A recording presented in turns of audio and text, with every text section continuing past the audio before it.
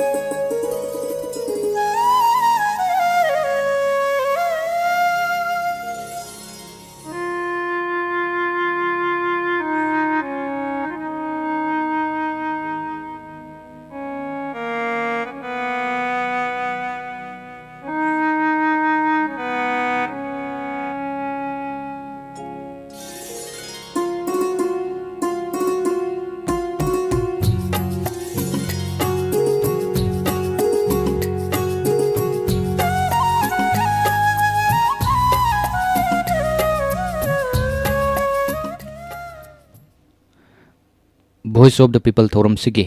Call ꯂꯧꯈꯠꯆꯔꯤ. Hello.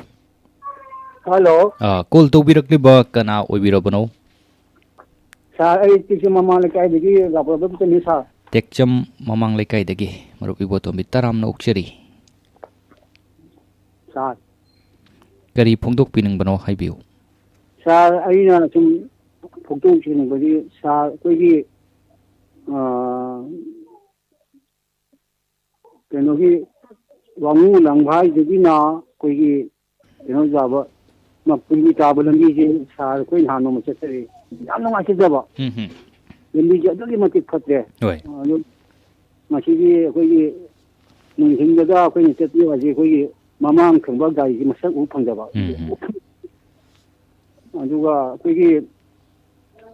ꯑꯗꯨꯒ ꯑꯩꯈꯣꯏ ꯁꯦꯛꯃꯥꯏꯖꯤꯡ ꯊꯣꯡꯗꯒꯤꯅ ꯀꯩꯅꯣꯐꯥꯎ ꯀꯨꯝꯕꯤ ꯇꯥꯕ ꯂꯝꯕꯤꯁꯤꯐꯥꯎꯁꯤꯗ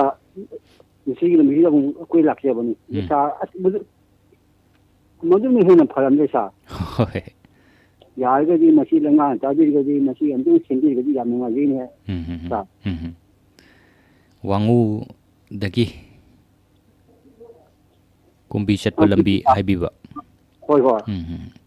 ꯍꯥꯏꯔꯤꯕ ꯂꯝꯕꯤꯁꯤ ꯑꯗꯨꯛꯀꯤ ꯃꯇꯤꯛ ꯌꯥꯝ ꯐꯤꯕꯝ ꯁꯣꯛꯆꯤꯜꯂꯝꯃꯦ. ꯑꯗꯨꯅ ꯃꯔꯤ ꯂꯩꯅꯕꯁꯤꯡꯅ ꯑꯃꯨꯛꯇꯪ ꯁꯦꯝꯖꯤꯟꯕꯤꯌꯨ ꯍꯥꯏꯗꯅ ꯍꯥꯏꯕꯤꯔꯛꯄꯅꯤ. ꯃꯔꯛꯇ ꯅꯣꯡꯃ ꯈꯛꯇꯪ ꯆꯠꯂꯨꯕ ꯃꯇꯝꯗꯁꯨ ꯌꯥꯝ ꯅꯨꯡꯉꯥꯏꯇꯕꯁꯤꯅꯗꯤ ꯅꯨꯃꯤꯠ ꯈꯨꯗꯤꯡꯒꯤ ꯑꯣꯏꯅ ꯍꯥꯏꯔꯤꯕ ꯂꯝꯕꯤ ꯑꯁꯤꯗ ꯇꯥꯡꯗꯨꯅ ꯍꯤꯡꯂꯤꯕ ꯃꯤꯑꯣꯏꯁꯤꯡꯅꯗꯤ ꯀꯔꯤ ꯑꯣꯏꯔꯝꯒꯅꯤ, ꯅꯨꯃꯤꯠ ꯈꯨꯗꯤꯡꯒꯤꯅꯤ ꯑꯋꯥꯕ ꯊꯦꯡꯅꯔꯝꯒꯗꯧꯔꯤꯕꯁꯦ. ꯃꯔꯝ ꯑꯗꯨꯅ ꯃꯔꯤ ꯂꯩꯅꯕꯁꯤꯡꯅ ꯑꯃꯨꯛꯇꯪ ꯌꯦꯡꯁꯤꯟꯕꯤꯅꯅꯕꯒꯤꯗꯃꯛꯇ ꯃꯔꯤ ꯂꯩꯅꯕꯁꯤꯡꯒꯤ ꯄꯨꯛꯅꯤꯡ ꯆꯤꯡꯁꯤꯟꯕꯤꯔꯛꯄꯅꯤ. ꯇꯦꯛꯆꯝꯗꯒꯤ ꯃꯔꯨꯞ ꯏꯕꯣꯇꯣꯝꯕꯤꯕꯨ ꯊꯧꯔꯝ ꯁꯔꯨꯛ ꯌꯥꯕꯤꯔꯛꯄ ꯊꯥꯒꯠꯆꯔꯤ. ꯁꯥꯔ ꯑꯗꯨꯒ ꯍꯧꯖꯤꯛꯀꯤ ꯍꯣꯏ, ꯍꯥꯏꯕꯤꯌꯨ. ꯀꯩꯅꯣꯒꯤꯅ ꯑꯩꯈꯣꯏ ꯁꯦꯛꯃꯥꯏꯖꯤꯡꯗꯒꯤꯅ ꯑꯩꯈꯣꯏꯒꯤ ꯀꯨꯝꯕꯤ ꯇꯥꯕ ꯂꯝꯕꯤꯁꯦ ꯃꯁꯤ ꯌꯥꯝ ꯅꯨꯡꯉꯥꯏꯖꯗꯕ. ꯃꯁꯤꯒꯤ ꯂꯝꯕꯤꯁꯦ ꯁꯥꯔ ꯑꯩꯈꯣꯏ ꯃꯅꯤꯄꯨꯔꯗ ꯑꯗꯨꯒꯨꯝꯕ ꯂꯝꯕꯤ ꯂꯩꯔꯝꯗꯧ ꯃꯥꯟꯗꯦ ꯁꯥꯔ. ꯁꯦꯛꯃꯥꯏꯖꯤꯟꯗꯒꯤ ꯂꯐꯨꯄꯥꯠ ꯇꯦꯔꯥ ꯈꯣꯗ꯭ꯔꯥꯛ ꯐꯥꯎꯔꯒ ꯀꯨꯝꯕꯤ ꯐꯥꯎꯕ ꯆꯠꯄ ꯌꯥꯕ ꯂꯝꯕꯤꯁꯤ ꯃꯁꯤ ꯌꯥꯝꯅ ꯅꯛꯄ ꯂꯝꯕꯤ ꯑꯃꯗꯤ ꯑꯣꯏꯔꯒ ꯑꯗꯨꯒ ꯂꯝꯕꯤꯁꯤ ꯑꯗꯨꯛꯀꯤ ꯃꯇꯤꯛ ꯐꯤꯕꯝ ꯁꯣꯛꯄꯅꯤꯅ ꯒꯥꯔꯤꯁꯨ ꯌꯥꯝꯅ ꯀꯟꯅ ꯊꯧꯕ ꯌꯥꯗꯕ. ꯑꯗꯨꯅ ꯂꯝꯕꯤꯁꯤ ꯆꯠꯄ ꯃꯇꯝꯗ ꯌꯥꯝ ꯀꯨꯏꯅ ꯆꯪꯕꯒꯤ ꯐꯤꯕꯝꯗꯨꯅꯤ. ꯑꯗꯨꯛꯀꯤ ꯃꯇꯤꯛ ꯅꯨꯡꯉꯥꯏꯇꯕ ꯃꯌꯥꯝ ꯑꯃ ꯃꯥꯌꯣꯛꯅꯩ. ꯃꯁꯤꯃꯁꯨ ꯑꯃꯨꯛꯇꯪ ꯌꯦꯡꯁꯤꯟꯕꯤꯌꯨ ꯍꯥꯏꯕꯗꯨꯅꯤ ꯊꯝꯕꯤꯔꯛꯂꯤꯕꯁꯦ. ꯍꯣꯏ ꯁꯥꯔ. ꯊꯥꯒꯠꯆꯔꯤ. Thank you sir.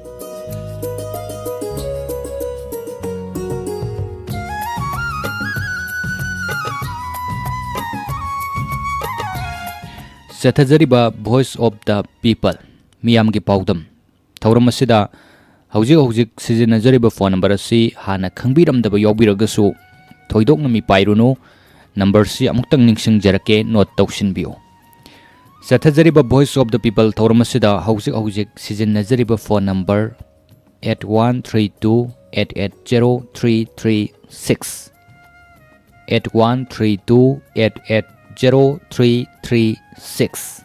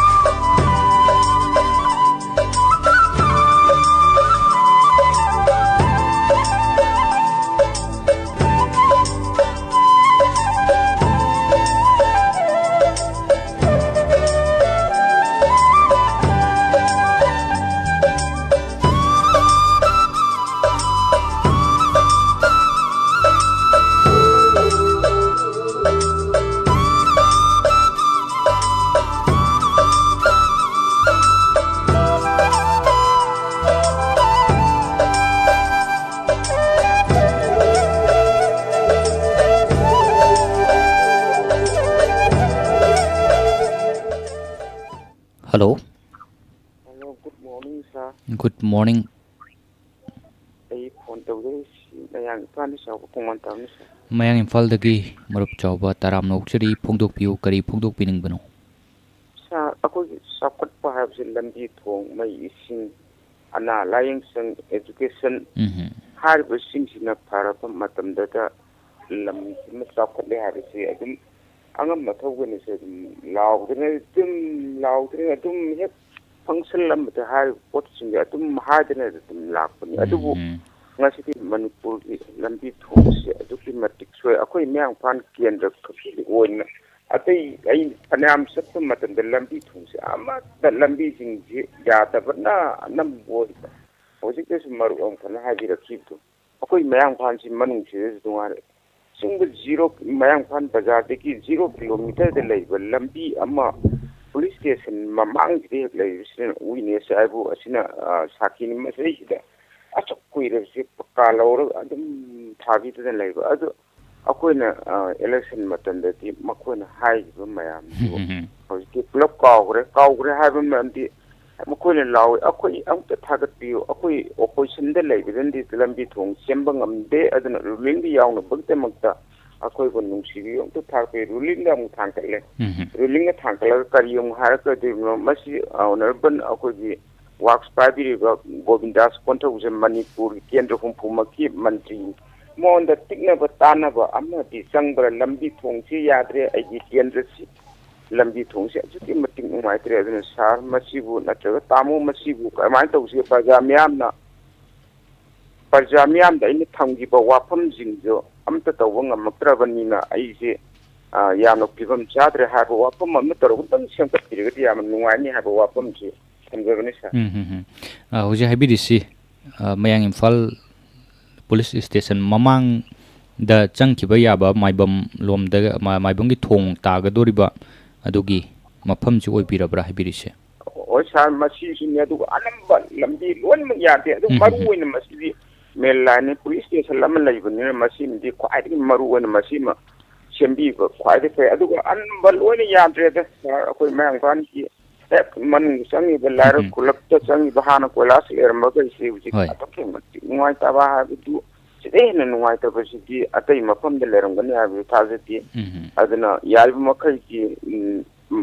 election mamang da sabpi go wasattu angtang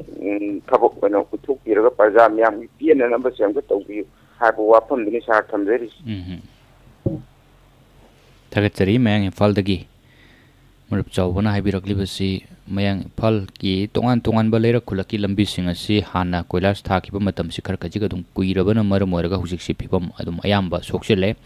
aduga yam maru oina police station gi hek mamang aduga MLA gasu yam naknana leiriba mafam ni hariba lambi si adugi matik nungai ta haiba bu masi yam thina nungai te nung tharamaga pakaloramaga thamambadagi hujik si adum masi phawda phibam soksela phibam da leire tuna hariba lambi sing asi amutang bari leina pasungna yengsin biu haiba wafam tuni thambirakliba Mayang Imphaldagi marup chawbabu thagachari. Thank you.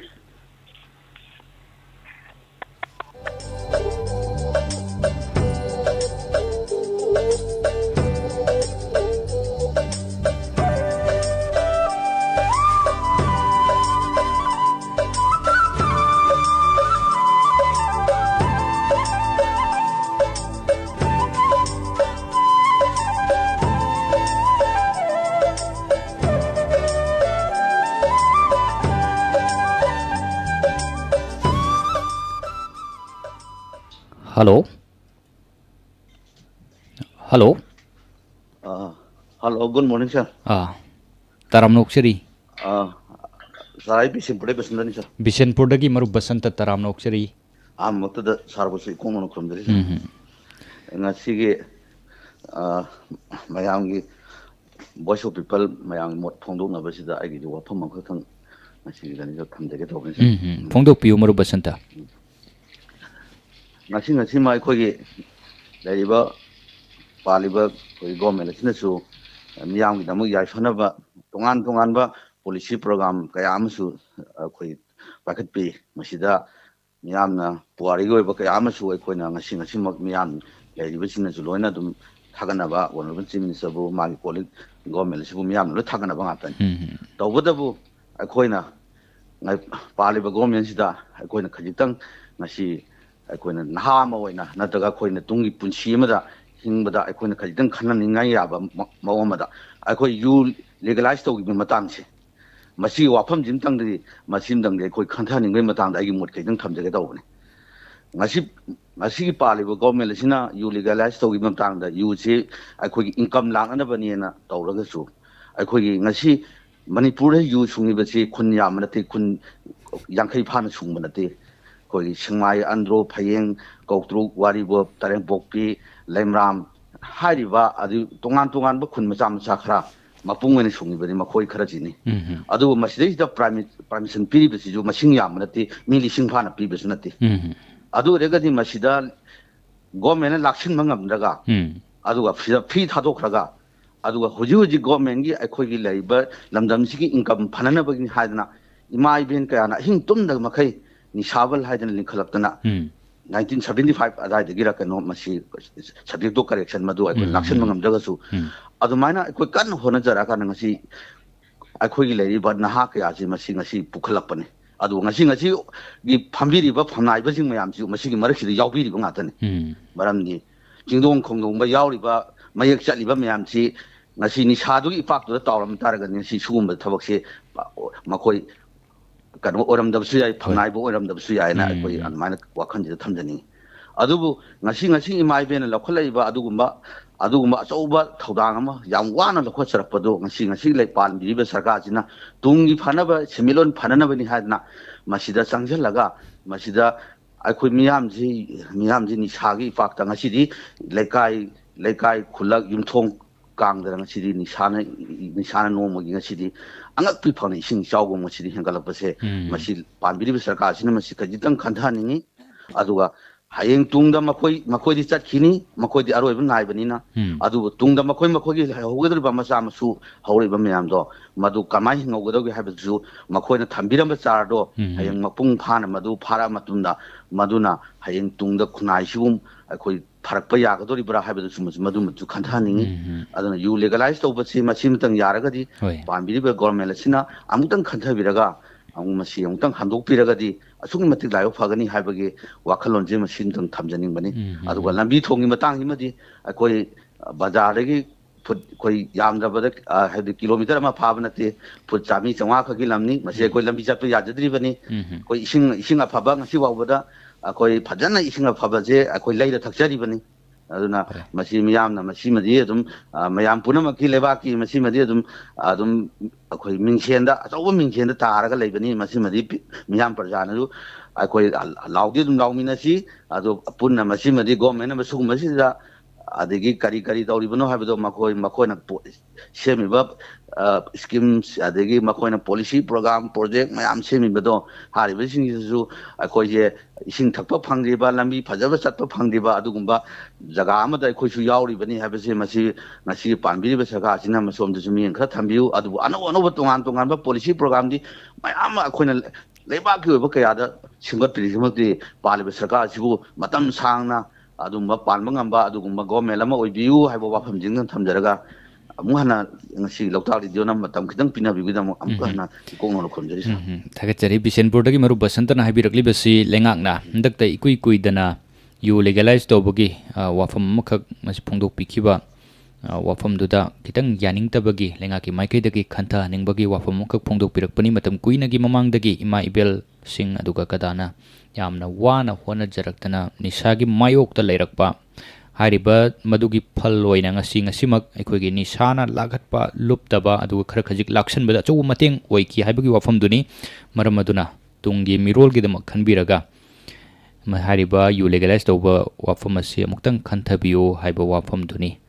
Sara tu ni lerek kulak se sar you na ni sana drug na guli na wai chare masi ongtang khantha biu ha beduni sa hoi thagachari bisenpur gi maru basanta thorum saruk ya birakpa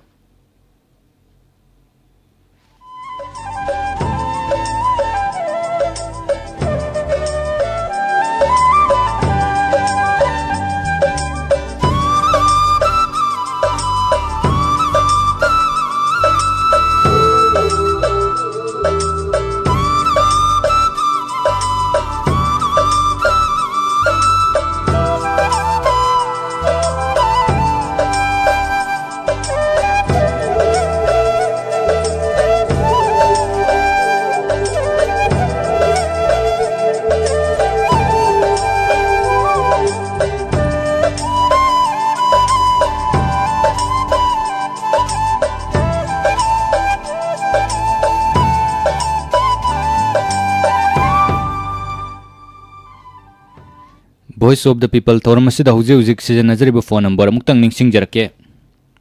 8132880336 Sathajariba voice of the people thoram asida hauji hauji sijanajariba phone number 8132880336 hariba phone number asida call tawbiraktuna thoram saruk yabining basingna yabirakna baningsingjari loina mathangi call lokachari hello Hello. Sorry, phone to this come on some kari ching chuba lai some. Khanga bok tagi phone sai no coding ne bne do khuchi thadok pa yada thak ong khak koru de ge phak tam ta ga sir. Ai di phangoi ra na nu sa thi jar ro ne do phangi. Khanga bok tagi marup ching chuba taram nok seri habiu. People ki khudong chawal lo jara ka pham amni dang tham jage sir. Hoi thambiu. Ojek mamang ge khoi marup na tham gi bo pham du saram mam phajai. Du ge supplement to jabo na sir aham chi tham jage. Hoi. Sir khoi gi you legalize tawre haina hek lau thoki ba mi ko hek nungam ba degi horaga aikoi leira khulakchi tukan macha macha dagi chingna aidi vendor si dagi chingna makhoi si yam freely you ji yam na phong hanadi yon ba targa chu yam luna yolambani ado hojikti yam na free oina ta tukan de hek aikoi you yungang chi thamjallaga yamna apu ngatang na bi phibam da you ji yon challa ba se khoi yam ujare do yaraga di mari leina ba department singna makhoni yolbe you si license paibra paidabra amadi masi sarkar na authorize torba you ra aduga makhoi si yon ba yare na sarkar na ayaba piraba you ra haiba si khantha biraga government na haiba dukan jingda amtang red cha thabiraga di yam nungai jagani nata taraga di sir na saigi you sinang sai thangning ba kangmu budi sir sen hayo government haibi budun thangning ba kangmu na thakigani ado thangning da kangmu tha oi haiba chummi sir masi su achum bo phamne adung saigi thangning ba singchina hena akhoi praja singchida awa pirakada amakhak leire sir ha you sing sai tangna phamngam badi khongna phangjilak pagi yaidi mapam khuding makta aina arapa chala phangam badu arapa chapi khudong chab lai tabadu hojikte agi sumangda ai mangonda phangjila mina mangonda gi you thaga lawra thak pai chi yamna akom bo moisilak ba paisa idu di talaga phangi haibi phimna lakpanina masi yaragadi mari leinaba department singna ngasagi ek chi chatna ba haudringai mikup sidagi hauna asigumba free oina yola abnina kai khungthang lo ko pa ya bage si government na ani sugar mtang khantha binna na ba khoi marukim mateng pangja boin masidang na ahan mai thamjage Hoi. aduga ani suwa phamchina sir hojek sangai festival tang kuma thoidagi november kuma thoidagi horene abisi le pa pungjau thin no khangnare khoi gi pandaming na maram morga sahi ani ga khare henbadi khoi yam warure aduga sangai festival ju tawgidre sangai festival ama lakda sangai chi masak tang na bo hona bada khoi tungan ba thorum ke am khoi da pangthok piri nat ko ba thorum ke am pangthok piri culture ko thorum ke am pangthok piri masi marak manung channa khoi na tourist hai ja bisida sir khoi gi ifu mahuron ju yam mari leina ba eco path chi sir kiin da tarukna punchil laga adi koisal laga leibni ada eco path chi amtang yengjage khamba thoibige horuk phamni masi khamba thoibi ai khambana kaw phage ba jaga ne hai masi kadai dano kamai tawbono hai bisi tourist singdona lakbada yengjage hai ba mikup tu da kadai da yengan gadoi no se khoi gi mayang phandu pusila yengan gadoira wagwai da pusila yengan gadoira pusilaga yengan gado jaga silaiti hajarib sa khamol ndigi pusille khamo to yengan doi sil toren panji chala yengan doira adu ani chuba mukshu sar musai khongjom war memorial trust sar se khongjom sida leriba khongjomgi asigumba mafam si yengin hek lakbada makhoi gi infrastructure si yengbada laiba khoi gi babak singduna yamna keno ugi gada mafam amakak oireba aduna yaraga di asigumba monument oiba sing khoi gi laipak ki khoi gi mari leina ba sing si sarkarna thidok piraga kadaida akhoi tourist homam sarage hena phadage aduga hariba singchi yengba lakbada tourist singchina kari khudong chaba laigedage haibse angtang khantha minaraga makha taba sahi singda chalibe sahi sigdi sar seng nangaroi aduna yarega di makha taba sahi singda loktak chigi de semgat piriba sumgumna akhoi gi eco pathiju amuktang semgat piraga di hena nungajagani tourist homamdang laigi ba se kero laikai amadi khuntangnariba goige kero laikai macha singchi chu mai semilon de hena khudong chaba phangadoribni lamilon do se hena khudong chaga doibni aduna yaraga de sigumba mafam singji tv raga khoi government na masi lamjing biraga praja sinduga cooperation ama lainaraga masi amtang tobiraga di nungajagani haiba se thamjage sar sigi makha samthajak poina masagi eco area si sai ikop ki area ne ngai part ki area ne na koi government na survey tor smaina si part oigani haina jing bisi khara mamang da ningphu khoi tajagi sina maram moraga khoi gi sida pochai thajari ba nga farm tawjari ba singchi mi painare pa sai gi part chi semak pa matam dai khoi gi no si loction bigi gadra mana loction bigi targa di khoi na semga chari lupa lakh lakh changna singma chero ba singchi khoi mang ta lagani aduna masi kadai phobu chumbono kamain tawno habse sarkar nam tum lepthok piraga sibona khoi part oiragani sibonu oiroi duga dak number pri gi ba praja sing dagi de khoi madu awa piroi the dak number pri gi sing chida khoi madu gi matik chaba khiti por piraga government oiriba khoi na lamjing si loksin gani haibna sing bese mayek masa khai nam tum pibiraga adu magi pak chawba area se kilometer sungne ba hairu chu meter sungne ba hairu chu ongtang masi myang khangna lau thok piraga di nungai gi haiba chin ani su wapam ji ojira ge sa aduga iroi loiba ahum su wapam ji sir khoi gi khambok si yamna pak chawi lau su yam pak chang no lai sali be sahi si di sir sengna turen pan nak pa sing dagi di phokthok se su marang kaina lai adu toren pan na hoda ba sing di sing ma singi khudong chabsi phangdabna maram moraga koi phokthoksi yam marang kaidre yamna marang kaida bugum no kaidre sir ai lo sangam da bekhai bora yankai humpu loksaram basi hojik bekhai bora taruk tare lokpa adagi phoksang pai ohum mari loi ha ba soi tajare sigum na koi government china ithei la khongchi sengna khoi turen ji maru pan da ba turen amani adi batam suppa de sing ji dum sila leba turen na te hajar sir matang gi matung ina kalen thade he kang ba turen ni adu yarga turen ji maru pan ba turen lamaga chambiro aduga ithei la khongchi matik chana chembira ba nasai ge iko pat ke mari leina sir ko labuk mai ke sangal le se na ko gi government di law video masi sangna ba hona bada kadai phobai ko no hona ga ji ising gi dip gi makayam pole 이코 빠따는 사이마나 마싱 타저게 hin절시 상은박이 서룩 아머니 하이버싱치 고면 라우싱기바 아마디 이테 공 셴비다바 하이버싱치나 마람 오라가 이코 와노 호나 자바 사이 이코는 빨리다 포사이 크라 타자버세 사 이코나 곰데기 나트가 lokpakdagi henpamna boru anyhow anyhow torkoini hingna bo hona jabasida iko yong wajayo don yaragadi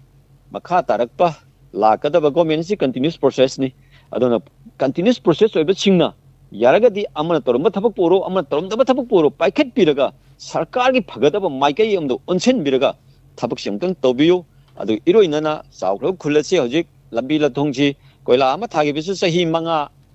gi duration haina tak tajai khon tajabada akhoi gi koila thagi bisu sahi manga te sahi tara nga bo haire adu hojik lamben singchi phattabana haningai leitena phatre gari macha thobo boro chobo thoboro yamna khodon chiningai ore laira khulak singchi changchangduni yengubo matamda nungi nung akta ngaire lekhong akta ngaire adun upan akta ngaire angang sing school ka bangamdre hanu hana sing chatpa ngamdre hojik gari sing jina hojikti chawkhalapeng matungina gari si ayang ba gari thoksale gari sing thobiri bisingnasu wakhan tabide gari si khulak lairang ni masi ikara tanna thoge masi mi damna chinma jaga ni ikara tanna thoge haba kan su leite yang thojalli nagum mi thengamma ga chokpa yauri tupa yauri siba yauri adune yaragadi gari thobir bisingnasu kan tabiyo lamben phatrabnina accident ge habesi accident ai fekona talang ngodon mate accident thokpa matamda sokru su mata nette praja khoi ta nette khudimuk somni ga dane habesima thamjage saradu lambi sim tanga mari leina ba department singna miyang changbiraga harebelare khulaksing amni khoi shorok sing chang tang chemjen biu habesina aroi boi jage sa tagachari khangbok tagi marup sing subana tongan mofam kya marum pongduk pirei harba wafam sing si mari leina ba singna tabiraga butang yang sinbiu khanabiu haba wafam duni mari leina bagi pung sing sinbirakliba khangbok tagi marup sing subabo tagachari aroi ba sarbu khurumjari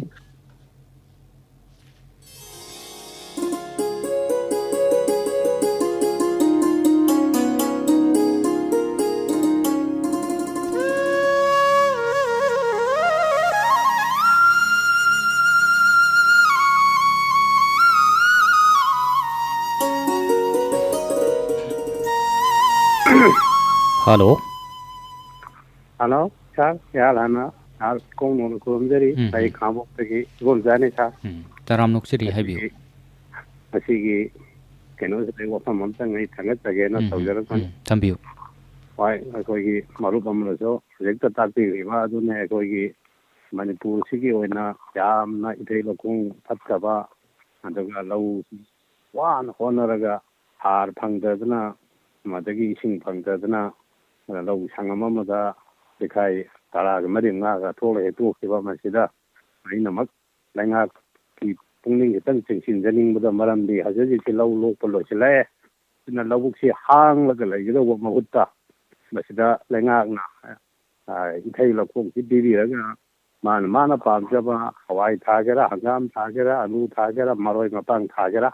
ꯁꯨꯃꯥꯏꯅ ꯇꯧꯔꯗꯤ ꯑꯩꯈꯣꯏꯒꯤ ꯃꯅꯤꯄꯨꯔꯁꯤ ꯃꯤꯄꯥꯟ ꯇꯥꯡꯉꯣꯏꯗ꯭ꯔꯥ ꯍꯥꯏꯅ ꯑꯩꯒꯤ ꯋꯥꯈꯜꯗ ꯈꯟꯖꯕ ꯍꯥꯏꯇꯥꯔꯦ ꯑꯩꯈꯣꯏ ꯃꯅꯤꯄꯨꯔꯁꯤꯗ ꯂꯩꯔꯤꯕ ꯂꯧꯕꯨꯛꯁꯤ ꯌꯥꯝꯅ ꯄꯥꯛ ꯆꯥꯎꯕ ꯑꯗꯨꯒꯨꯝꯕ ꯂꯧꯐꯝ ꯑꯃꯅꯦꯕ ꯃꯁꯤꯅ ꯆꯍꯤ ꯑꯃꯒꯤ ꯂꯧ ꯎꯔꯒ ꯑꯗꯨꯝ ꯂꯧꯕꯨꯛꯁꯤ ꯍꯥꯡꯉꯒ ꯁꯨꯝ ꯂꯩꯌꯦꯕ ꯁꯤꯗ ꯍꯥꯡꯍꯟꯒꯗꯧꯕ ꯃꯍꯨꯠꯇꯨꯗ ꯏꯊꯩ ꯂꯧꯈꯣꯡꯁꯤ ꯐꯖꯅ ꯄꯤꯕꯤꯔꯒ ꯃꯁꯤꯗ ꯃꯥꯅ ꯄꯥꯝꯖꯕ ꯍꯋꯥꯏ ꯊꯥꯅꯤꯡꯕ ꯊꯥꯅꯤ ꯇꯤꯜꯍꯧ ꯊꯥꯅꯤꯡꯕ ꯊꯥꯅꯤ ꯑꯗꯒꯤ ꯃꯔꯣꯏ ꯊꯥꯅꯤꯡꯕꯅ ꯊꯥꯅꯤ ꯑꯗꯒꯤ ꯏꯟꯁꯥꯡ ꯅꯥꯄꯤ ꯃꯅꯥ ꯃꯁꯤꯡ ꯊꯥꯅꯤꯡꯕꯅ ꯊꯥꯅꯤ ꯁꯨꯃꯥꯏꯅ ꯇꯧꯔꯒꯗꯤ ꯃꯅꯤꯄꯨꯔꯁꯤ ꯃꯤꯄꯥꯟ ꯇꯥꯡꯉꯣꯏꯗ꯭ꯔꯥ ꯍꯥꯏꯅ ꯃꯁꯤ ꯈꯛꯇꯪ ꯑꯩꯅ ꯇꯦꯟꯇꯛꯅ ꯊꯝꯖꯒꯦ ꯁꯥꯔ ꯂꯩꯉꯥꯛꯀꯤ ꯃꯥꯏꯀꯩꯗꯒꯤꯁꯨ ꯑꯗꯨꯝ ꯌꯥꯝ ꯀꯟꯅ ꯂꯥꯎꯔꯒ ꯂꯥꯛꯄ ꯋꯥꯐꯝꯅꯤ ꯂꯧꯕꯨꯛꯁꯤꯡ ꯑꯁꯤ ꯃꯁꯤ ꯍꯥꯡꯍꯟꯗꯅꯕꯒꯤꯗꯃꯛꯇ ꯊꯥꯕ ꯌꯥꯕ ꯍꯋꯥꯏ ꯆꯦꯡꯋꯥꯏ ꯊꯥꯖꯤꯟꯕ ꯃꯇꯝꯒꯤ ꯍꯪꯒꯥꯝꯕꯨ ꯑꯣꯏꯔꯕꯁꯨ ꯑꯗꯨꯒ ꯃꯔꯤ ꯂꯩꯅꯕꯁꯤꯡꯅꯁꯨ ꯃꯁꯤ ꯊꯥꯅꯅꯕ ꯍꯣꯠꯅꯕꯗ ꯑꯀꯟꯕ ꯃꯤꯠꯌꯦꯡ ꯆꯪꯕ ꯃꯔꯨ ꯃꯔꯥꯡꯁꯤꯡ ꯑꯁꯤ ꯃꯁꯤ ꯂꯧꯃꯤꯁꯤꯡꯗ ꯌꯧꯍꯟꯅꯅꯕ ꯐꯪꯍꯟꯅꯅꯕ ꯍꯣꯠꯅꯕꯤꯌꯨ ꯍꯥꯏꯕ ꯋꯥꯐꯝꯗꯨꯅꯤ ꯊꯝꯕꯤꯔꯛꯂꯤꯕ ꯈꯥꯡꯉꯕꯣꯛꯇꯒꯤ ꯃꯔꯨꯞ ꯏꯕꯣꯝꯆꯥꯕꯨ ꯊꯥꯒꯠꯆꯔꯤ thank you sir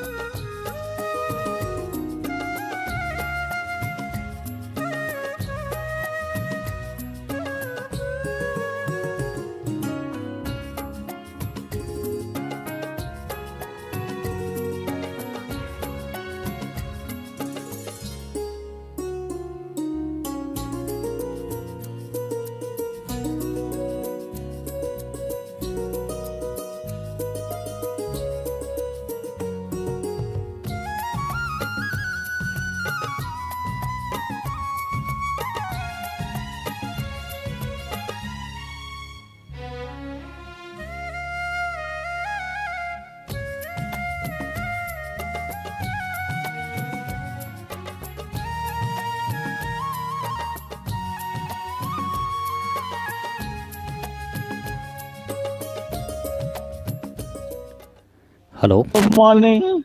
Good morning. Call taubirakliba kana oibirabano? I Lamjau the game Makalaga the Gibesan. Lamjau. I be so to the Raba. Wangang Mangandaba. Hoi. Ado warning Badiko. Hoi. Kari haibining bono pongdokpiu. Oh yeah. Look back the old Yam Toy, Yon Tazabema. Hoi. At the Goy, I need to Matorum Bugdal. Madu Yagan Gana, I'm the Dagi Matamoya. Mugdal Yam Dingema. Oh, hoi. Antadia Mayangana. Ado ngasai mingdo ungtang haibiu lamjau makhalai kaidagi Berchan haiba. Oh. Hoi. And the Barani Karamnema. Maybe don't Yadam. Hoi. I need to Madana. Oh, yeah. Handing ye, we come at the Maugina. Handing ye. Then I'm no. I'm the Gamana Kaina. madu na toning ma marami kay no mo din na imay no yung nino maminu no yung nino ano na naging no toning ma aning wani yang ni madu nagi din na I'm no maratong maram na oi ngama mo nge mom na ma ni mamnu ne ma and ma ni emen wadam imai ro habiri si pau gi I pau ga mari leina ba wafam da koina message ta pau pukhalak padu gi mahuta phone tawraga pukhalak pagi wafam la habiri se phone tawbadu yahan biyo haibane wa imai no yong ne ma hoi mo de imai ne ma adu hoi wafam si loi bire ko adu de lo ne anda alo banda wa ye imau ngi ngamle imau ngi alo na no mi na me gando hoi adu na ma ngi no mi dungi ani lo kalang na morning ngi wa ai nganda madam ngi wa ai nganda madam mi mali ma no du na maning ma amni engando adu zong nganda mi hoi thagachari lamjau makha lekai dagi marup bichan ana ek yaw kiba namaram waraga wangang bada kitang nungai tabani adugo tongan wafam khara pongduk pirai numidangi radio gi thoram si koi kitang angkhatpa yagadra haibagi wafam nei pung taruk si numidangi matam dadi khara kajik matam si thingjin kre haibagi wafam duni thambirakli bese adumakpo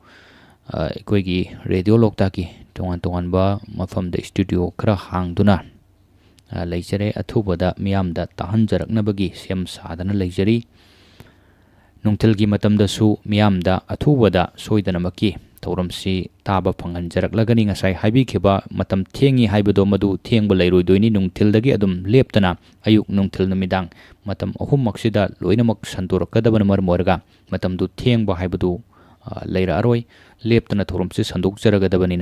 maramaduna numit kharanidang matam kitang dingai biu athubada yam thuna miyamda khanganjarakani miyamna pamliba adumak soidanamaki radio loktakna pangthok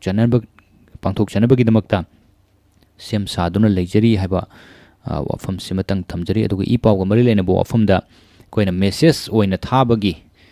thoramam khak sinjari besi atei gi nate tongan ber khoi gi radio gi marup sing pau gi machachi khangaga dum pau pukhat pirak puso dum yawi pau gi machachi ikai kaina ikhang khangdaba mongda pau si hek pukhalakpa aduga thoramdi live oiba aduna radio tabiribasingna matam amatada soirabasu soina loinamakta takibana maram moraga paugi machachi kitang kairakpa yaurakpasina tauramsigi masaksi kitang phajaba walakpadagi hairiba message thabagi tauramsi oina thamjabani adumakpo kari karamba mawongda sinba yabage haibado mari leinabasingda amuktang khanajaraga yengjarake haiba wafamsi mutang thamjari loinana mathangi call lakujari hello good morning sir good morning Yanglam awang lekai digi Narmada ni sir. Yanglam awang lekai digi marup Narmada taram nukjari. Sir, aikogi Manipur gi lambi thong gi hairoragadi mafam area khudingmakta chalu bada afaba lambi amatta lairamdre. Mafam aduda chatloraga isaje khara nungaigani lok thungoi habise amatta leitre sir. Aduga aikogi main road oiriba kanodagi Wogaidagina Mayalambi Obaugi Mapam Zibauda Asuki Matik Patre. Mayalambi Sibauda Asuki Matik Patra Basina Dituren Mapan Taba Mapam Iriagi Lambi Singdi Aduki Matik Hena Pibam Choklesa. Aduga Hajaninba Mana Aikogi Color Singna Yamna Maruiva Wapam Kayama Radiogi Kudhangda haibiriba mayamse aikoigi mari leinaba ꯃꯀꯣꯛ ꯃꯔꯨ ꯄꯥꯟꯕ ꯃꯈꯣꯏ ꯃꯌꯥꯝꯅ ꯇꯥꯕꯤꯔꯒ ꯊꯕꯛ ꯑꯣꯏꯅ ꯑꯣꯟꯊꯣꯛꯄꯤꯔꯛꯀꯅꯤ ꯈꯟꯕꯒꯤꯗꯃꯛꯇ ꯋꯥꯀꯠꯆꯔꯤꯕꯅꯦꯕ ꯁꯥꯔ ꯑꯗꯨꯒ ꯃꯁꯤꯒꯤ ꯇꯥꯏꯌꯣꯟꯅꯕꯗ ꯑꯩꯈꯣꯏꯒꯤ ꯃꯔꯨꯞ ꯃꯄꯥꯡ ꯀꯣꯂꯔꯁꯤꯡꯅ ꯚꯣꯠꯇꯅ ꯄꯩꯁꯥ ꯑꯗꯨꯛ ꯂꯧꯊꯣꯛꯄ ꯑꯗꯨꯛ ꯆꯥꯊꯣꯛꯈꯤꯕ ꯍꯥꯏꯕꯁꯦ ꯃꯁꯦ ꯋꯥꯀꯠꯆꯔꯤꯕꯁꯤꯡꯒꯤ ꯃꯐꯝꯗꯗꯤ ꯃꯁꯦ ꯌꯥꯝꯅ ꯇꯥꯅꯤꯡꯗꯕ ꯌꯥꯝꯅ ꯊꯃꯣꯏ ꯁꯣꯛꯄ ꯋꯥꯐꯝ ꯑꯃꯅꯦꯕ ꯁꯥꯔ ꯑꯗꯨꯒ ꯍꯧꯖꯤꯛꯁꯨ ꯖꯤꯂꯥꯒꯤ ꯚꯣꯠ ꯃꯌꯥ ꯌꯧꯔꯛꯀꯗꯣꯔꯦ ꯖꯤꯂꯥ ꯄ꯭ꯔꯙꯥꯟ ꯃꯦꯝꯕꯔꯁꯤꯡꯒꯤ ꯚꯣꯠ ꯌꯧꯔꯛꯀꯗꯣꯔꯦ ꯁꯥꯔ ꯆꯥꯕ ꯊꯛꯄ ꯄꯥꯝꯕꯤꯕ ꯑꯗꯨꯒ ꯀꯦꯟꯗꯤꯗꯦꯠꯁꯤꯡꯗꯨꯒꯤ ꯃꯐꯝꯗ ꯆꯥꯅꯤꯡꯕ ꯊꯛꯅꯤꯡꯕ ꯅꯩꯅꯤꯡꯕ ꯀꯥꯡꯕꯨꯗꯤ ꯅꯩꯕ ꯍꯧꯔꯝꯃꯅꯤ ꯁꯥꯔ ꯑꯗꯨꯒ ꯅꯩꯅꯤꯡꯗꯕ ꯃꯤꯑꯣꯏꯁꯤꯡꯗꯤ ꯏꯃꯨꯡꯒꯤ ꯊꯕꯛ ꯏꯟꯈꯥꯡ ꯂꯩꯇ ꯂꯥꯏꯔ ꯑꯋꯥ ꯑꯅꯥ ꯄꯨꯗꯅ ꯑꯗꯨꯝ ꯂꯩꯔꯝꯒꯅꯤ ꯁꯥꯔ ꯑꯗꯨꯒ ꯑꯩꯅ ꯑꯃꯨꯛ ꯍꯥꯏꯖꯅꯤꯡꯉꯤꯕꯗꯤ ꯑꯩꯈꯣꯏꯒꯤ ꯆꯥꯕ ꯊꯛꯄ ꯃꯈꯣꯏ ꯈꯔꯗꯨꯅ ꯑꯗꯨꯝ ꯆꯥꯕ ꯄꯥꯝꯖꯕꯗꯣ ꯑꯗꯨꯝ ꯆꯥꯖꯁꯅꯨ ꯑꯗꯨꯒ ꯁꯨꯅꯤꯡ ꯅꯣꯝꯅꯤꯡꯕꯁꯤꯡꯗꯣ ꯃꯈꯣꯏ ꯈꯔꯗꯨꯅ ꯑꯗꯨꯝ ꯁꯨꯔꯤ ꯅꯣꯝꯃꯤ ꯑꯗꯨꯒ ꯔꯦꯗꯤꯑꯣꯒꯤ ꯈꯨꯠꯊꯥꯡꯗ ꯑꯩꯈꯣꯏꯒꯤ ꯑꯩꯈꯣꯏꯅ ꯊꯥꯡꯒꯠꯆꯔꯤꯕꯁꯤꯗ ꯆꯥꯕ ꯊꯛꯄ ꯄꯥꯝꯖꯕ ꯃꯈꯣꯏꯅ ꯚꯣꯠꯇꯗꯤ ꯑꯗꯨ ꯆꯥꯊꯣꯛꯈꯤꯕꯅꯤ ꯑꯗꯨ ꯊꯛꯇꯣꯛꯈꯤꯕꯅꯤ ꯄꯩꯁꯥ 10,000 ꯂꯧꯊꯣꯛꯈꯤꯕꯅꯤ 10 ꯂꯧꯊꯣꯛꯄꯤꯒꯅꯤ ꯍꯥꯏꯕꯁꯦ ꯃꯁꯤ ꯑꯩꯈꯣꯏ ꯀꯣꯂꯔꯁꯤꯡꯒꯤ ꯃꯔꯛꯇꯒꯤ ꯃꯁꯤ ꯊꯥꯡꯒꯠꯂꯛꯇꯅꯕ ꯍꯥꯏꯗꯅ ꯁꯥꯔ ꯑꯩꯒꯤ ꯏꯐꯝꯗꯒꯤ ꯍꯥꯏꯖꯔꯤ ꯑꯗꯨꯒ ꯑꯩꯈꯣꯏꯒꯤ ꯔꯦꯗꯤꯑꯣ ꯂꯣꯛꯇꯥꯛꯁꯦ ꯑꯩꯈꯣꯏꯒꯤ ꯅꯨꯃꯤꯗꯥꯡꯒꯤ ꯃꯇꯝꯗ ꯌꯥꯝꯅ ꯄ꯭ꯔꯣꯒ꯭ꯔꯥꯝꯁꯦ ꯑꯌꯥꯝꯕ ꯁꯟꯇꯣꯛꯄꯤꯗꯕ ꯑꯗꯨꯒ ꯑꯌꯨꯛꯀꯤ ꯃꯇꯝꯗ ꯂꯣꯏꯅ ꯂꯣꯏꯁꯤꯟꯈꯤꯕꯁꯦ ꯁꯥꯔ ꯀꯅꯥꯒꯨꯝꯕ ꯃꯊꯧ ꯆꯤꯟꯕ ꯃꯤꯑꯣꯏ ꯈꯔꯗꯤ ꯄ꯭ꯔꯣꯒ꯭ꯔꯥꯝꯁꯦ ꯇꯥꯕ ꯐꯪꯖꯗꯕꯅ ꯑꯌꯥꯝꯕ ꯑꯣꯏꯌꯦꯕ ꯁꯥꯔ ꯃꯔꯨꯞ ꯅꯔꯃꯗꯥ ꯅꯨꯃꯤꯗꯥꯡꯒꯤ ꯊꯧꯔꯝꯁꯦ ꯁꯨꯡꯆꯟ ꯁꯟꯗꯣꯛꯇꯕꯗꯤ ꯅꯠꯇꯦ ꯂꯥꯏꯚꯀꯤ ꯄ꯭ꯔꯣꯒ꯭ꯔꯥꯝꯁꯤꯃꯇꯪ ꯊꯝꯗꯦ ꯍꯥꯏꯕ ꯈꯛꯇꯅꯤ ꯍꯧꯖꯤꯛꯃꯛꯀꯤ ꯍꯣꯏ ꯁꯥꯔ ꯍꯣꯏ ꯂꯥꯏꯚ ꯊꯝꯗꯦ ꯍꯥꯏꯕꯅꯤ ꯑꯗꯨꯕꯨ ꯅꯨꯃꯤꯗꯥꯡ ꯃꯍꯧꯁꯥꯒꯨꯝ ꯑꯗꯨꯝ ꯂꯦꯞꯇꯅ ꯁꯟꯗꯣꯛꯆꯔꯤ ꯂꯥꯏꯚꯀꯤ ꯄ꯭ꯔꯣꯒ꯭ꯔꯥꯝꯁꯤꯃ ꯃꯁꯤꯃꯇꯪꯗꯤ ꯍꯧꯖꯤꯛꯃꯛꯀꯤ ꯑꯣꯏꯅ ꯅꯨꯃꯤꯠ ꯈꯔꯅꯤꯁꯤ ꯂꯦꯞꯆꯔꯤ ꯑꯗꯨꯃꯛꯄꯨ ꯑꯊꯨꯕꯗ ꯃꯌꯥꯝꯒꯤ ꯑꯄꯥꯝꯕ ꯃꯇꯨꯡ ꯏꯟꯅ ꯊꯧꯔꯝꯁꯤꯡ ꯑꯁꯤ ꯃꯌꯥꯝꯅ ꯄꯥꯝꯕ ꯃꯑꯣꯡꯗꯨꯗ ꯁꯦꯝ ꯁꯥꯗꯅ ꯂꯣꯏꯗꯅ ꯂꯩꯖꯔꯦ ꯃꯌꯥꯝꯗ ꯁꯣꯏꯗꯅꯃꯛꯀꯤ ꯃꯌꯥꯝꯅ ꯄꯥꯝꯂꯤꯕ ꯃꯆꯠꯇꯨꯗ ꯁꯣꯏꯗꯅꯃꯛ ꯑꯣꯏꯔꯛꯂꯅꯤ ꯍꯥꯏꯕꯁꯤꯃꯇꯪ ꯊꯝꯖꯔꯤ ꯍꯣꯏ ꯁꯥꯔ ꯊꯥꯒꯠꯆꯔꯤ ꯊꯥꯒꯠꯆꯔꯤ ꯍꯤꯌꯥꯡꯂꯝ ꯑꯋꯥꯡ ꯂꯩꯀꯥꯏꯗꯒꯤ ꯃꯔꯨꯞ ꯅꯔꯃꯗꯥ ꯊꯧꯔꯝ ꯁꯔꯨꯛ ꯌꯥꯕꯤꯔꯛꯄ ꯊꯥꯒꯠꯆꯔꯤ ꯁꯥꯔ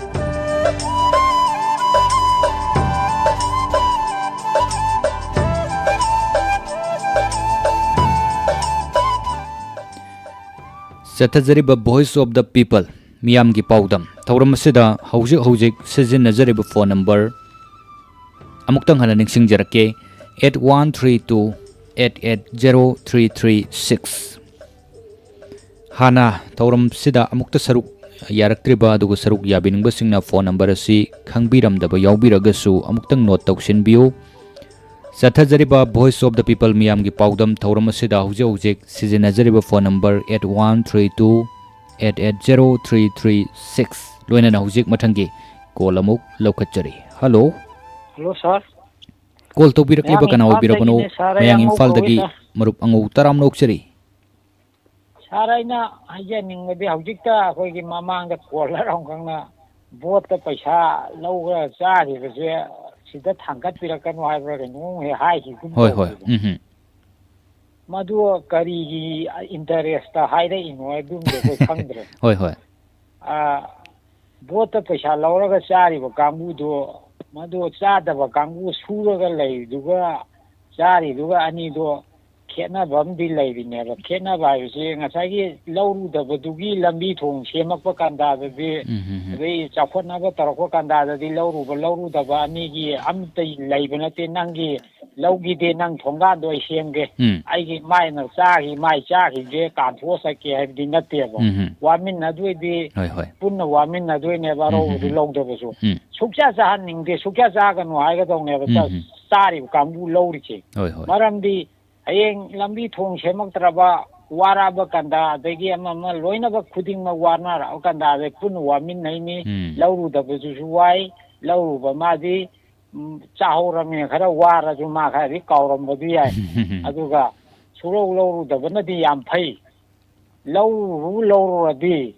ꯃꯤꯅ ꯇꯧꯅꯤꯡꯕ ꯇꯧꯏ ꯍꯥꯏꯕꯁꯤꯅꯦꯕ ꯑꯩꯈꯣꯏ ꯀꯣꯂꯔꯁꯤꯡꯅ ꯍꯦꯛ ꯂꯥꯎꯔꯝꯃꯤꯗꯣ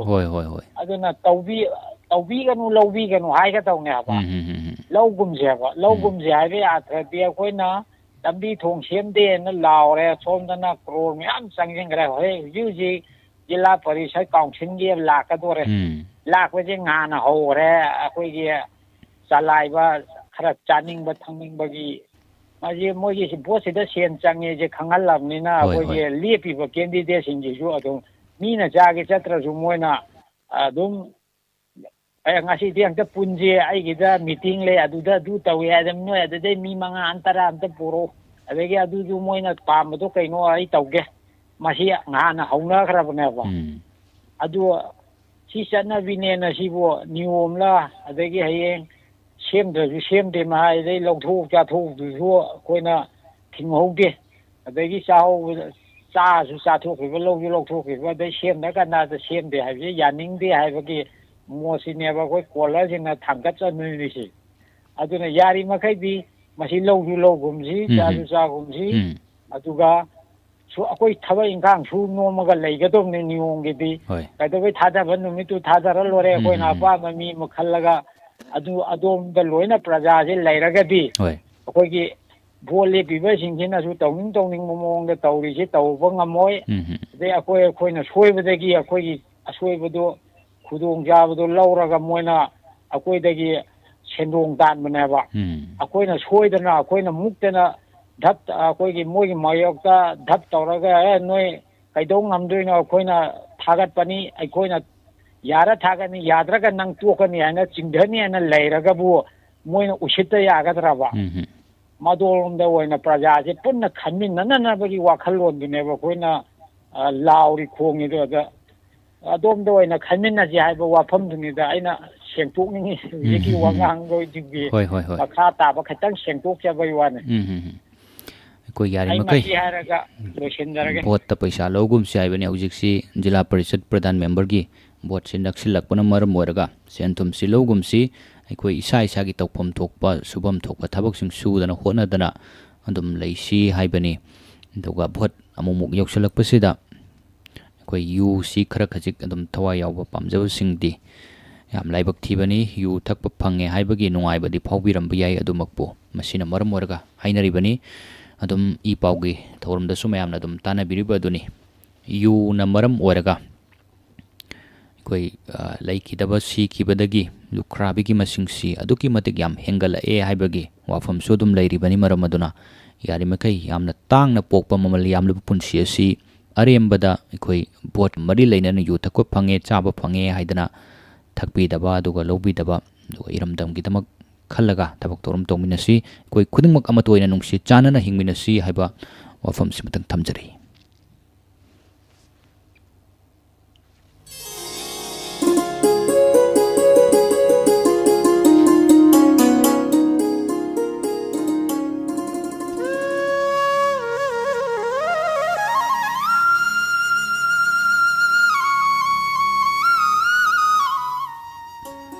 Ngasigidamaktadi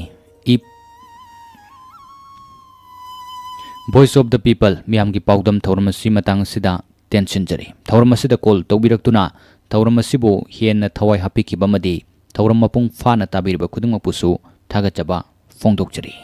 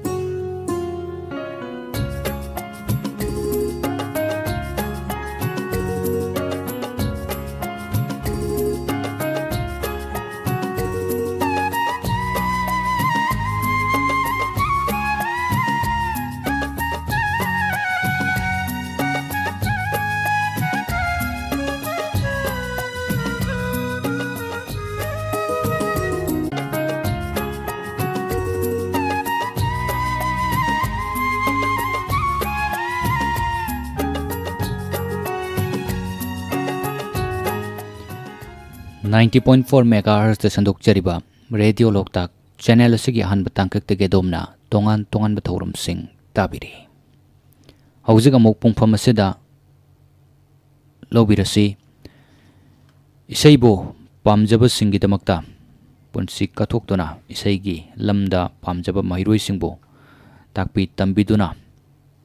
leibiriba oja ibo chauga unaduna wari sanabagi anisuba tangka unaduna wari sabiribi laija sagolsem